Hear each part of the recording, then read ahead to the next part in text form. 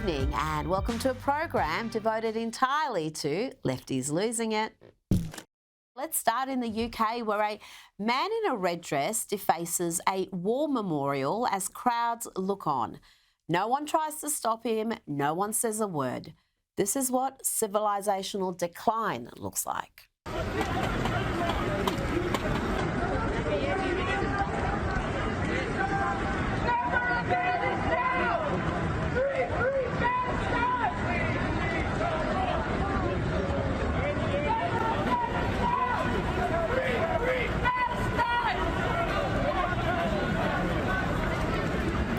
Now, talking about civilizational decline, California is a perfect example, blessed with every natural advantage but riddled with crime and poverty. And yet the governor thinks he can be president, and he's spending good money producing content like this, attacking Donald Trump. Wake up, America. Wake up to what Donald Trump is doing. Here he is once again trying to rig the system. He doesn't believe in the rules. We can't stand back and watch this democracy disappear district by district. We have got to meet fire with fire. The chutzpah there is extraordinary. It's all about projection with these Democrats. Now let's hear from a CNN host, Fareed Zakaria, on Bill Maher's program, and he gives a very important reality check for Gavin and his ilk. This is a huge Democratic Party problem. If you look at Democratic cities, they are terribly run. They have incredibly high taxes. It is impossible to build, so the cost of housing... Let me finish. I'll give you a chance. Cost of housing is crazy in places like New York and Chicago. If you look at Democratic states, you go look at New York versus Florida, okay? Roughly the same population. The budget of New York State is twice that of Florida. What do they have? Streets paved with gold? I live in New York. I pay the highest taxes in New York. You get nothing for it. And I think that is the image people have of the Democratic Party. Lots of taxes, lots of regulation, but nothing gets done. Now let's hear from Kamala Harris. She enjoys cocktails and incoherent rants.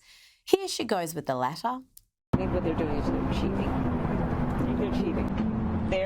They want to change the current system to make it bend toward the outcome they want. And so, if you believe the public reporting, they get a call that says, hey, redo your lines, even though the fallout is going to include exactly what you said, which is, taking the franchise, the vote, away from specific communities. And in the case of Texas, Latino and Black voters. Yeah. Just about everything she said there was a lie, half lie, or just confused Kamala babble. And it got worse as Kamala praised the pitiful Texas legislators who fled the state and abandoned their duty. And I have to say that, those Texan legislators, good for them. And being an incoherent simpleton runs in the family, here is Kamala's stepdaughter whining about climate anxiety. She feels disgust, folks, so much disgust.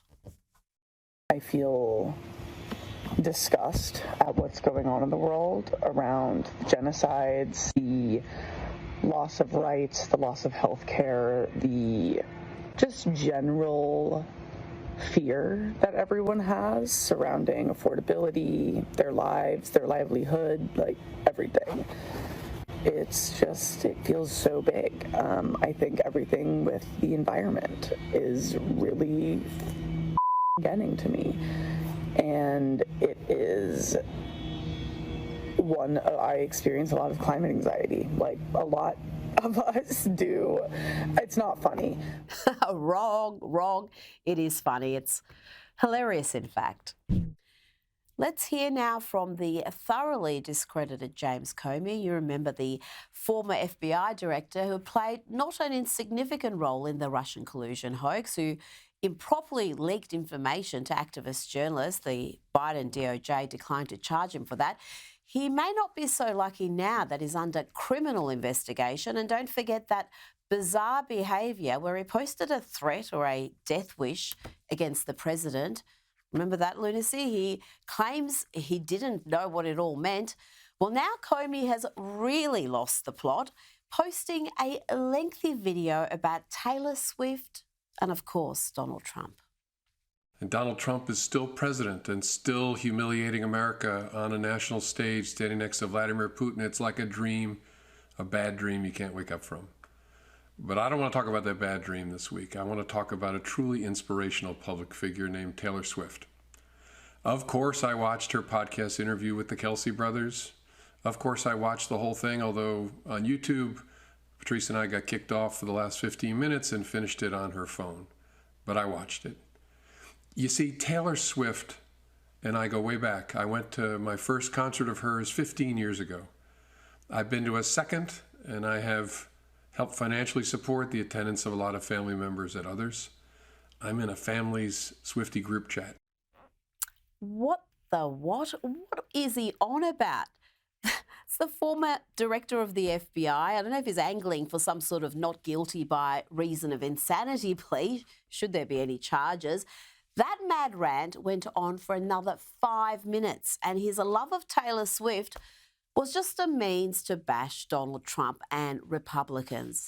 I'm telling you, this dude needs professional help. And don't get me wrong, we have our jerks, millions of them, you may have noticed.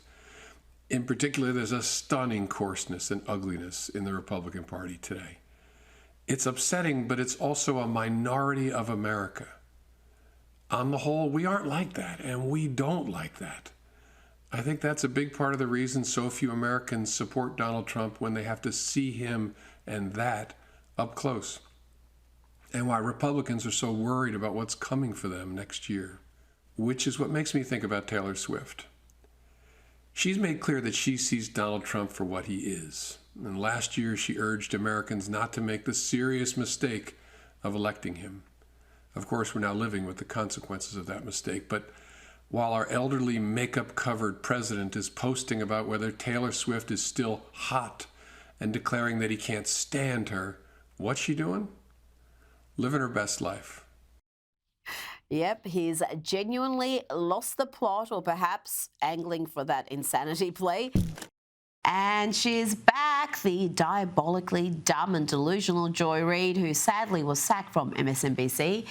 Even they got sick of her endless race baiting, and that's precisely what Joy is doing again. Listen to this nutty rant about, you guessed it, white people.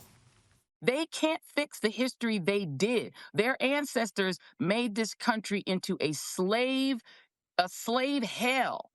But they can clean it up now because they got the Smithsonian. They can get rid of all the slavery stuff. They got PragerU. They can lie about the history to the children. They can't originally invent anything more than they ever were able to invent good music. We black folk gave y'all country music, hip hop, R&B, jazz, rock and roll. They couldn't even invent that, but they have to call a white man the king, because they couldn't make rock and roll. So they have to stamp the king on a man whose main song was stolen from an overweight black woman.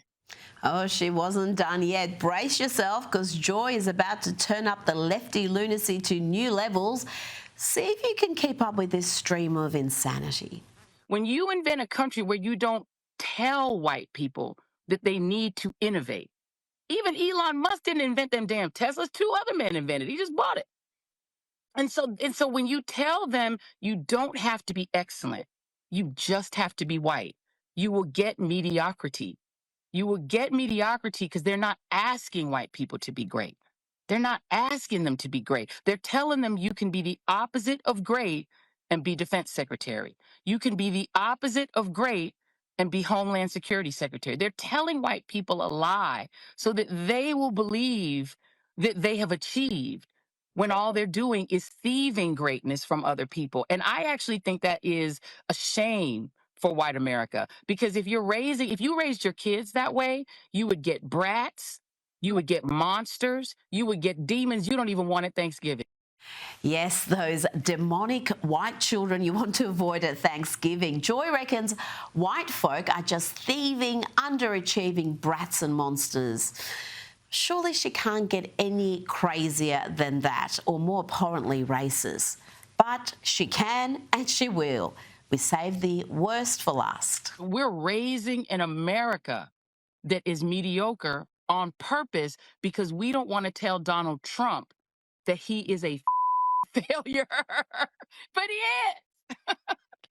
Yeah, that mad cackling really was the cherry on top. But during that unhinged commentary, you may have noted the dude listening intently.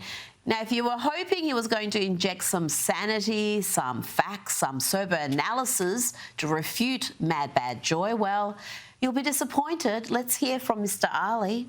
How this is happening in real time and how this has always happened, how the fragility of a mediocre, terrified white men is destroying America, and how they have to make a level playing field for themselves. And it's all projection all the time. Like I just said right now, safe spaces for them, none for us. Now, there is so much I can say about that would get me into enormous trouble, so I won't. But I think it's worth noting that the people of the world, whatever nationality or colour they may be, want to live in the West. We're not seeing Pakistan flooded with white people escaping mediocrity. That dude's parents came from Pakistan to America so he could have a better life. A little gratitude would go a long way. Now, someone who has had a charmed life is John F. Kennedy's grandson, Jack Schlossberg. But sadly, despite being a highly privileged member of the Kennedy clan, he is a TDS-afflicted clown. Here he mocks First Lady Melania Trump. This is embarrassing, folks.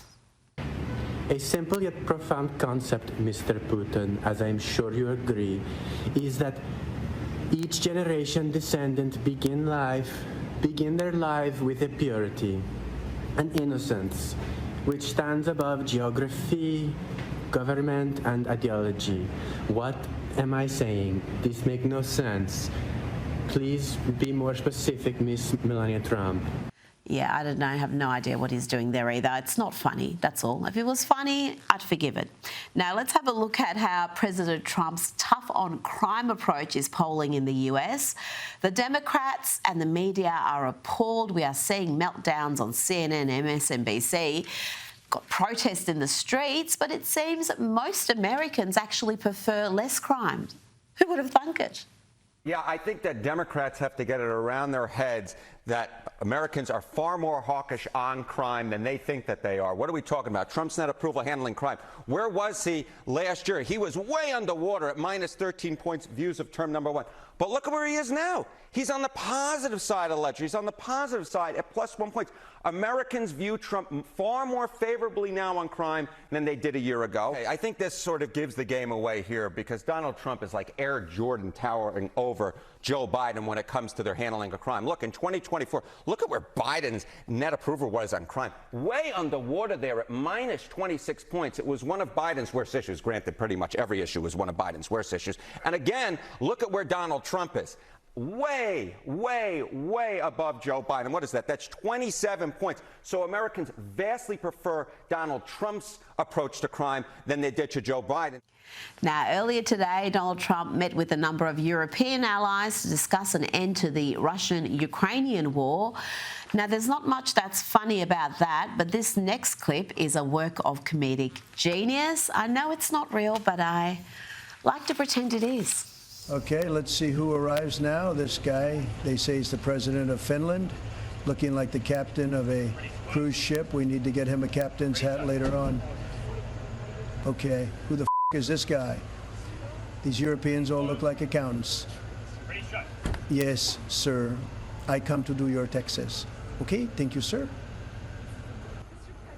Ah, the British Prime Minister. They say this guy is gay. I don't know if that's true or not. I just think he's a dork. Hey, this guy is definitely gay, and his wife is a man, and she beats him. Well, poor guy. Georgia Maloney. I love her. I told her and Elon that if they ever have a kid, they better name him Eloni Maloney. Ursula. I like that she calls me daddy. They all should when you think about it. Good day. I come to see my American daddy. Let's start with this lady who has a bold plan. Let's hear her out. Vasectomies for baby boys. Yeah, I said it. And if that made you flinch, good. You won't want to miss part 2 either. Trust me. You want to solve half of society's problems? Start there. Fix the fathers, fix the future.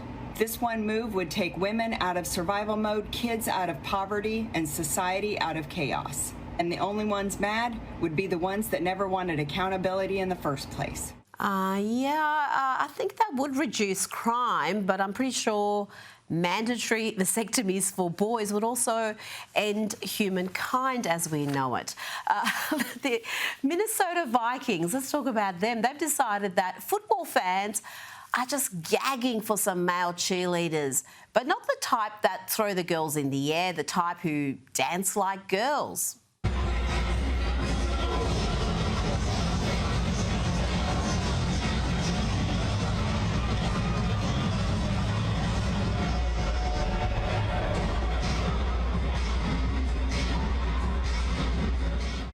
And Minnesota has unveiled yet another male cheerleader. This one has fantastic hair. I've got to say, I'm a little bit jealous. Tick-tock, tick-tock, tick-tock. Breakdown.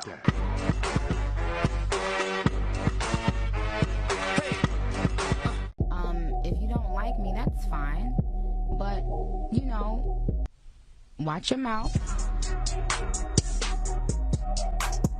You know, the Minnesota Vikings should add a third male cheerleader, and I know just the man, Tampon Tim Walz, the governor who put tampons in boys' bathrooms across Minnesota.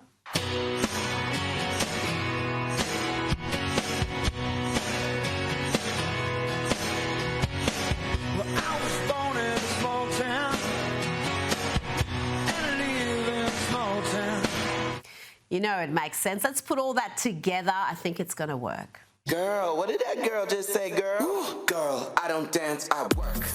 I don't play, I slay. I don't walk, I strut. And then sashay. Okay. But I don't work for free. No, that's not the tea, hunty. No, man. So make it rain on me. And I might let you see. What you gonna let them see? My nails, hair, hips. Let's check in now with the tolerant, loving, inclusive left. They are just a delightful group of people, aren't they? So open-minded, rational and happy. Like this gentleman who saw a couple of Republicans enjoying a coffee and thought they might enjoy being harassed with just irrational abuse. Maybe they'd also like to be spat on. Hillary and Mulvaney for treason in the firing squad. What do you think? Good idea? I don't know why you're assuming we share every opinion you find on the internet. And honestly, we'd like to get back to our... Sir, we'd like to get back to our coffee. You've made your point. We'd like to get back to our coffee. You know what? Don't hide behind him or your yarmulke with your... You'd think that man is old enough to know better, but sadly there is no cure for stage 4 TDS. And here we find out why he felt so entitled to attack two strangers in West Hartford. I approached you because I heard you in there and out here talking about your Republican verities, okay? That's what you are. That's what you are. I'm a lawyer. I've done plenty of immigration. I'm asking you, do you know any immigrants? Do you know any migrants? Do you know any refugees? I'm not talking about what you read in the Hartford Current. You, do you know any? What? Absolutely. Why are you cursing at us? I'm so confused. What did we do? Because the President of the United States does. What did myself and Ari do to you? The President of the United States is always happy to say goddamn and mother and this and that. Sir, what have we done to you? Well, please let us finish our coffee. What has he done? What have we done to you? Please let us finish our coffee. By being out here speaking out about Republicans and Trumpism. You know what? Those guys are too nice. They're too polite, too diplomatic. That lunatic deserves to be told he is a dim-witted bigot. That's what he deserves. The next generation of Republicans aren't going to be so polite. Now, guess who is back? Dylan Mulvaney, the dude who lampoons womanhood, has a new podcast. In the shower, on a walk through the Dylan hour, feeling sweet, feeling sour. I feel nothing. The Dylan hour. My couch is open, it's better than therapy. All you soccer moms, all you theys and thems, all you bottom boys, my bisexual femmes. Come one and all, this is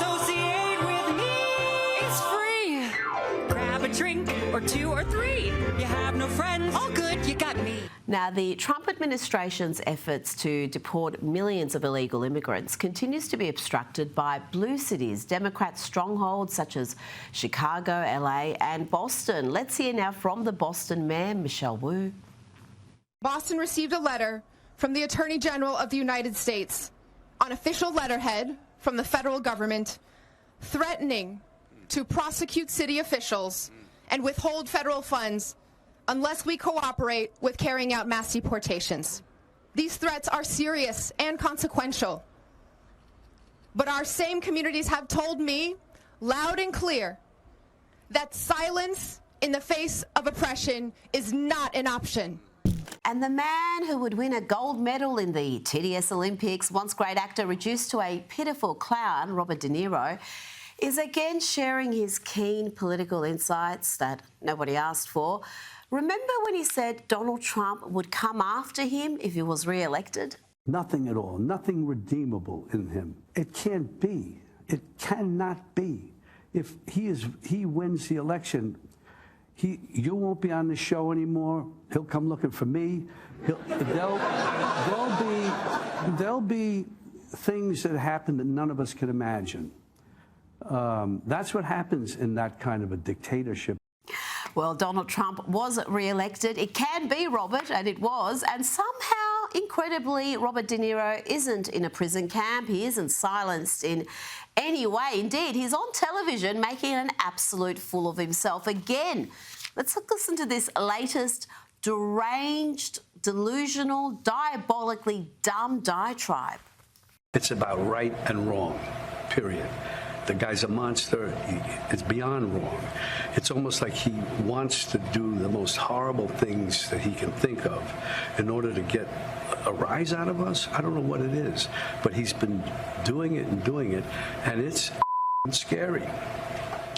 Yes, all the horrible things Donald Trump is inflicting on America, like bringing back manufacturing, solving the border crisis, reducing the cost of living, not to mention doing peace deals around the world, from Armenia and Azerbaijan to Rwanda and the Congo, and several others just in recent months. But while Robert De Niro rants like a demented fool, here is another perspective from the acting world. This is Hollywood superstar Chris Pratt.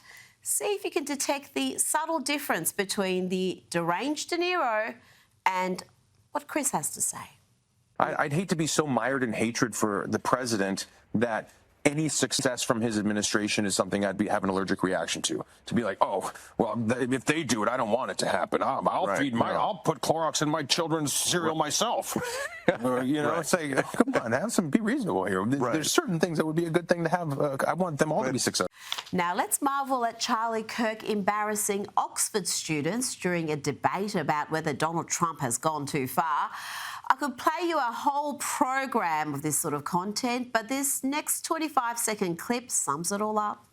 Trump has deported American citizens to camps without fair trial, but the opposition will still tell you he has not gone too far. I'll give you £1,000 right now if you could tell me the U.S. citizen that was deported under Donald Trump. Yeah, the U.S. citizen that was deported under Donald Trump. Can anyone tell me £1,000? I'll give it to you right now. Yeah, name? Wrong, not a U.S. citizen. A citizen of El Salvador. Anyone else? U.S. citizen deported under Trump. Nope, that was a lie. You should know better than that. You go to Oxford. Perhaps Oxford can welcome this next academic who is fleeing America to do her science, as she calls it, in a better country. I'm an associate professor at the University of California institution, and I'm starting TikTok because I'm going to flee the United States with my family to start a life and do my science. I study climate change and sustainable seafood.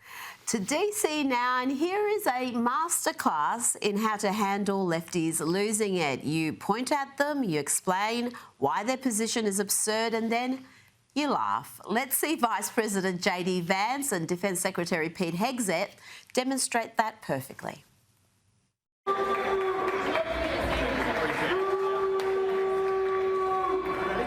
This is the guy who thinks people don't deserve law and order in their own community. Mr. President, how did it go? Superb work. That guy thinks people don't deserve law and order in DC. And you know who else thinks that? It's the media. And here JD Vance treats a stupid question from the media with the disdain it deserves. I'm sorry? Polls show that a majority of D.C. residents don't support the Guard here. So what's your message to the majority of D.C. residents? I'm highly skeptical that a majority of D.C. residents don't want their city to have better public safety and more reasonable safety standards within Washington, D.C. I don't know what poll you're talking about. Maybe the same polls that said Kamala Harris would win the popular vote by 10 points. And White House Deputy Chief of Staff Stephen Miller had a word of advice for, and I quote, the stupid white hippies who are demonstrating against the law and order crackdown in DC. All these demonstrators that you've seen out here in recent days, all of these elderly white hippies, they're not part of the city and never have been. And by the way, most of the citizens who live in Washington, D.C. are black. This is not a city that has had any safety for its black citizens for generations. And President Trump is the one who is fixing that with the support of the Metropolitan Police Department, the support of the National Guard, and our federal law enforcement officers. So we're going to ignore these stupid white hippies that all need to go home and take a nap because they're all over 90 years old, and we're going to get back to the business of protecting the American people and the citizens of Washington,